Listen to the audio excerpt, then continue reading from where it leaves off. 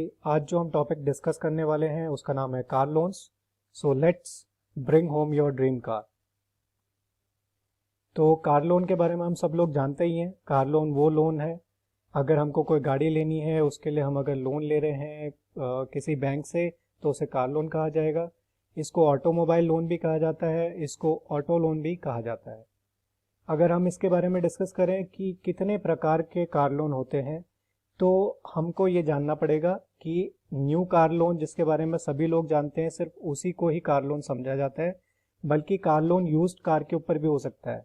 यानी कि अगर कोई कार ऐसी है जिसको पहले से ही यूज़ किया जा रखा है और उसको आप खरीदना चाहते हैं, सेकेंड हैंड कार आप लेना चाहते हैं, तो उसके ऊपर भी कार लोन लिया जा सकता है। Top up on car loan भी होता है। इसका मतलब ये है कि आपने पहले से कोई कार के ऊपर लोन ले रखा है और उसके ऊपर आप टॉपअप चाहते हैं कुछ साल बाद। मान लीजिए कि आपने एक फ्रेश कार ली है, उसके ऊपर आपने एक लोन लिया है 5 लाख का, 2 साल बाद आपका आउटस्टैंडिंग 3 लाख रुपए रह जाता है और आप चाहते हो कि 1 लाख रुपए मैं उसके ऊपर और टॉपअप ले लूँ, तो उसे टॉपअप ऑन कार लोन कहा जाएगा। लोन अगेंस्ट कार भी होता है। मान लीजिए कि आपने कार के ऊपर लोन ले रखा है और वो ख़त्म हो गया है और आपकी कार अब फ्री है किसी भी प्रकार के लोन से, लेकिन आप चाहते हैं कि आपको कोई और लोन की रिक्वायरमेंट है, आप चाहते हैं अगर तो उस लोन को आप उस कार के ऊपर ले सकते हैं, तो उसे लोन अगेंस्ट कार कहा जाएगा। तो आगे हम डिस्कस करते हैं एलिजिबिलिटी क्राइटेरिया क्या होता है। तो आपकी उम्र 18 साल से 75 साल के बीच में होनी चाहिए किसी भी कार लोन को लेने के लिए। आपकी नेट मंथली इनकम कम से कम 20,000 रुपये आप होनी चाहिए। नेट का मतलब होता है कि आपके खाते में जो पैसा आ रहा है वो मंथली आपके 20,000 रुपये आना चाहिए, उसमें कोई बोनस वगैरह इंक्लूडेड नहीं होना चाहिए। इनकम टैक्स रिटर्न जो है वो आपकी 3 लाख की हो सकती है। अगर आप सैलरीड पर्सन नहीं हैं और इनकम टैक्स भरते हैं, सेल्फ एम्प्लॉयड हैं, तो फिर आप ITR से ही कार लोन ले सकते हैं। आपका कम से कम 1 साल का एम्प्लॉयमेंट होना चाहिए जिस करंट एम्प्लॉयर के साथ अगर अभी आप काम कर रहे हैं, यानी कि नौकरी करते हुए कम से कम 1 साल हुआ होना चाहिए करंट एम्प्लॉयर के साथ। अगर आप सैलरीड हैं या सेल्फ एम्प्लॉयड हैं तो मैंने जैसे कि बताया आपको कार लोन मिल जाएगा, चाहे आप गवर्नमेंट एस्टेब्लिशमेंट के साथ काम कर रहे हैं या फिर किसी प्राइवेट कंपनी में जॉब कर रहे हैं, उससे कोई फर्क नहीं पड़ता। क्रेडिट स्कोर जनरली 700 प्लस इसमें देखा जाता है। इस क्रेडिट स्कोर को हम सब लोग सिबिल स्कोर के नाम से भी जानते हैं। तो 700 तो होना ही चाहिए, 700 से ऊपर हमेशा अच्छा माना जाता है, 750 के ऊपर ज़्यादा अच्छा माना जाता है। और इसमें जितना कम होगा सिबिल स्कोर उसमें आपके इंटरेस्ट रेट बढ़ने के चांसेस ज़्यादा हो जाते हैं, उतना ही आपके लोन मिलने के चांसेस कम हो जाते हैं। तो अच्छा है कि सिबिल स्कोर आपका हमेशा अच्छा बना रहे। आइए हम डिस्कस कर लेते हैं डॉक्यूमेंट्स के बारे में भी।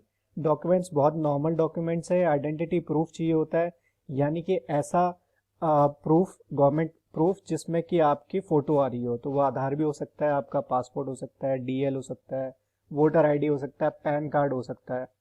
एड्रेस प्रूफ आपका हमेशा करंट एड्रेस प्रूफ होना चाहिए, यानी कि जिस जगह पे आप रह रहे हैं रेजिडेंशियल एड्रेस प्रूफ आपका चाहिए होगा। वो आपका कोई सा भी ऐसा प्रूफ जिस पे आपका करंट एड्रेस लिखा हुआ आ रहा हो वो हो सकता है, चाहे वो आधार हो, पासपोर्ट हो, DL हो, बैंक स्टेटमेंट हो, या यूटिलिटी बिल्स हो जैसे कि इलेक्ट्रिसिटी का बिल हो, पानी का बिल हो। और फिर आपका एक इनकम प्रूफ चाहिए होता है। इनकम प्रूफ में आपका फॉर्म 16 भी हो सकता है, आपकी सैलरी स्लिप्स भी हो सकती हैं अगर आप सैलरीड हैं। सैलरी स्लिप आपकी 6 महीने की लगेंगी इसमें। कई बैंक्स 3 महीने की सैलरी स्लिप भी लेते हैं, लेकिन आप 6 महीने के मान के चलिए।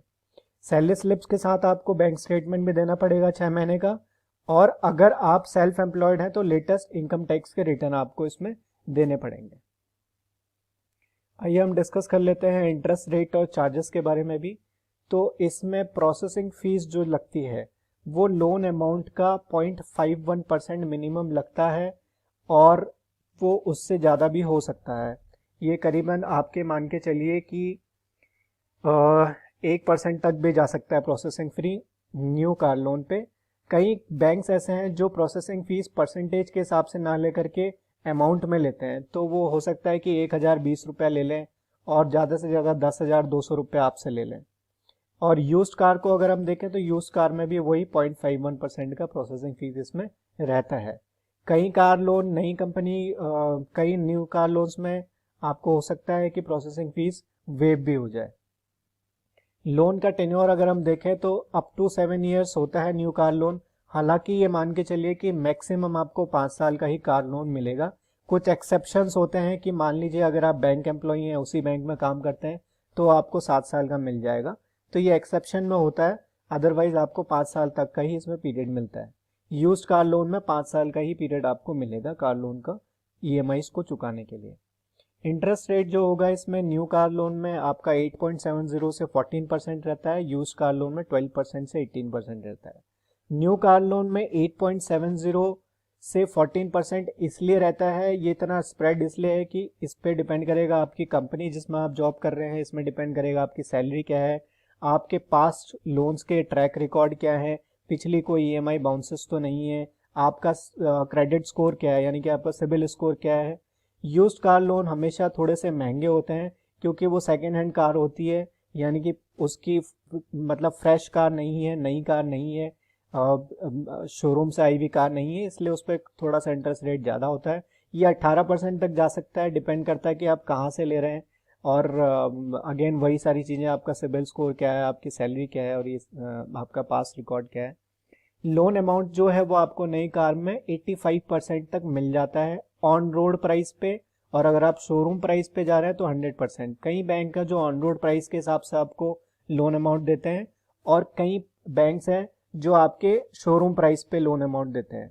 तो अगर शोरूम पे दे रहे हैं तो वो 100% भी जा सकते हैं, और ऑन रोड में 85% तक जाते हैं। यूज्ड कार लोन में ये 85% तक ही रहता है। हाँ, अगर हम इसको डिस्कस करें कि लोन अगेंस्ट कार, यानी कि आपके पास पहले से एक कार है, उसके अगेंस्ट आप लोन लेना चाहते हैं, तो ये 100% ऑफ उसकी मार्केट वैल्यू भी हो सकता है। मार्केट वैल्यू ऐसे डिपेंड करेगी कि आपकी जो इंश्योरेंस की वैल्यू है, उसकी लेटेस्ट इंश्योरेंस की आपके पिछले साल की जो वैल्यू है उसके हिसाब से उसका देखा जाएगा, उस वैल्यू के हिसाब से आपको 100% आपको लोन मिल सकता है। प्री में पेमेंट चार्जेस नए कार लोन पे आपके नील भी हो सकते हैं, अगेन डिपेंड करता है आपके बहुत सारे पॉइंट्स जो हमने पहले भी डिस्कस किए हैं, और नील टू 2% हो सकता है। यूज्ड कार लोन में 2% होता ही है। अब हम डिस्कस कर लेते हैं कि कार लोन के कुछ फ़ायदे और नुकसान क्या हैं। फ़ायदे यह है कि कार लोन हमेशा लोअर रेट ऑफ इंटरेस्ट आते हैं। अगर आप इसको कंपेयर करें पर्सनल लोन से तो इसमें इंटरेस्ट रेट जो होगा वो कम होगा। कार लोन लेना थोड़ा आसान होता है, इतना मुश्किल नहीं होता है, क्योंकि सिक्योर्ड लोन है। पहली चीज़, पर्सनल लोन की तरह अनसिक्योर्ड नहीं है। आप में आपकी कार जो होती है इसमें सिक्योरिटी के रूप में, गिरवी के रूप में बैंक के पास होती है, तो थोड़ा सा आसान हो जाता है। और क्योंकि कम स्कोर भी, अगर है सिक्योर लोन है तो अगर मेडियोकर क्रेडिट स्कोर है, कम भी आपका क्रेडिट स्कोर है, तो भी वो एक बार देखा जाता है, बैंक सोचता है कि चलो इनको लोन दे दें, क्योंकि उनके पास हमेशा एक ऑप्शन होता है आपसे कार वापस लेने का। इसके कुछ नुकसान भी हैं। अब नुकसान अगर अपन देखें तो आपको डाउन पेमेंट भी देना पड़ता है। जैसे कि मैंने बताया, अगर 85% का ही लोन आपका होगा आपके market value on road price का, तो आपको बाकी 15% जो है वो डाउन पेमेंट देना पड़ेगा। और एक इसका ये होता है कि कार हमेशा हाइपोथिकेटेड होगी बैंक के पास। हाइपोथिकेशन का मतलब ये है कि आपकी कार आप तो चला रहे हो, लेकिन जब तक उसके पैसे, पूरे पैसे बैंक के पास नहीं चले जाते, जब तक किस्तें पूरी नहीं होती हैं, तो हमेशा ऑनर जो होगा वो हमेशा बैंक ही होगा। तो जब तक आपके पास एनओसी नहीं आ जाती है पूरा पेमेंट करने के बाद, तब तक वो कार चला तो आप रहे हो, लेकिन आप उसके मालिक नहीं है। कुछ टिप्स हैं जो आप कार लोन लेने से पहले हमेशा देखिएगा, सोचिएगा। तो पहला पॉइंट तो ये है कि इंटरेस्ट रेट जो है वो हमेशा कंपेयर कर लें। banksathi.com एक बहुत अच्छा प्लेटफॉर्म है जहाँ पे इंटरेस्ट रेट को आप कंपेयर कर सकते हैं, क्योंकि हर बैंक्स के अलग अलग इंटरेस्ट रेट्स होते हैं। ज़रूरी है कार लोन लेने से पहले जानना कि सबसे कम इंटरेस्ट कौन सा बैंक दे रहा है।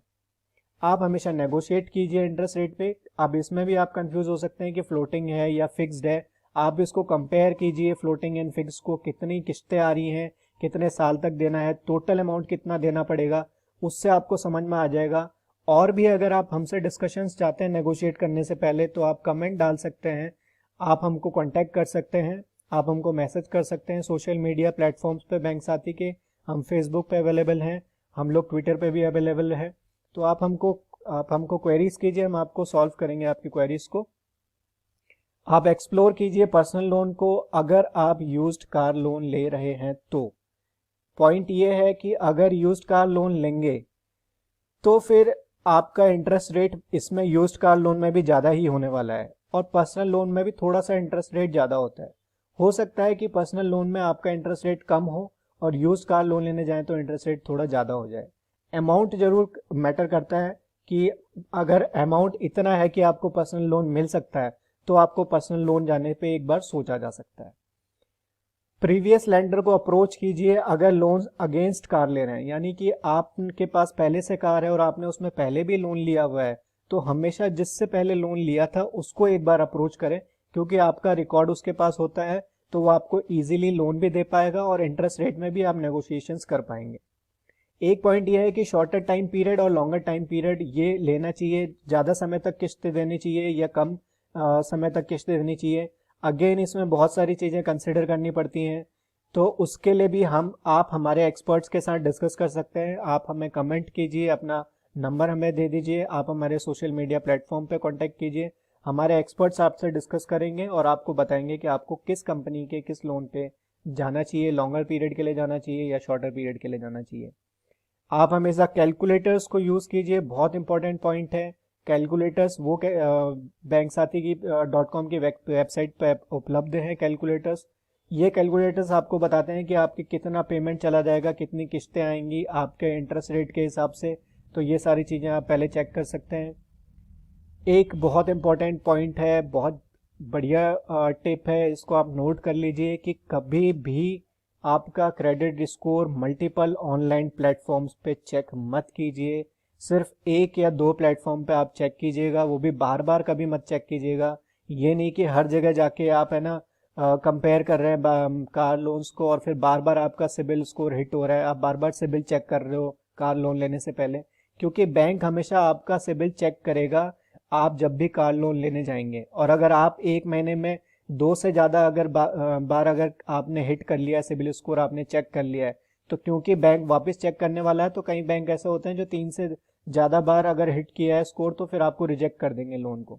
तो आप बहुत ज़्यादा मल्टीपल ऑनलाइन प्लेटफॉर्म्स पे सिबिल स्कोर चेक मत कीजिए, बहुत ज़्यादा मल्टीपल ऑनलाइन प्लेटफॉर्म्स पे कंपेयर मत कीजिए। बैंक साथी .com एक आप उसको फिक्स कर लीजिए, यहीं पे आप हमेशा कंपेयर और चेक कीजिएगा। तो दोस्तों थैंक यू, आज के लिए आपका धन्यवाद। आप इसको लाइक कर लीजिए, इस वीडियो को, हमारे चैनल को सब्सक्राइब कर लीजिए। सब्सक्राइब करते ही आपको हमारे और भी जो नए वीडियोस आएंगे वो आपको अलर्ट्स मिल जाएंगे। आप कमेंट, जैसे मैंने कहा कि आप कमेंट इसमें कर दीजिए, आपको जो भी प्रॉब्लम्स हो, आपको क्वेरीज हो, एग्जिस्टिंग लोन का भी आपको कुछ समझना हो वो भी आप हमसे जान सकते हैं। आप इस वीडियो को शेयर करिए ज़्यादा से ज़्यादा, जिससे कि ज़्यादा से ज़्यादा लोगों को बेनिफिट मिले और वो हमसे कांटेक्ट करके आप अपने कार लोन को प्लान कर पाएँ। Thank you.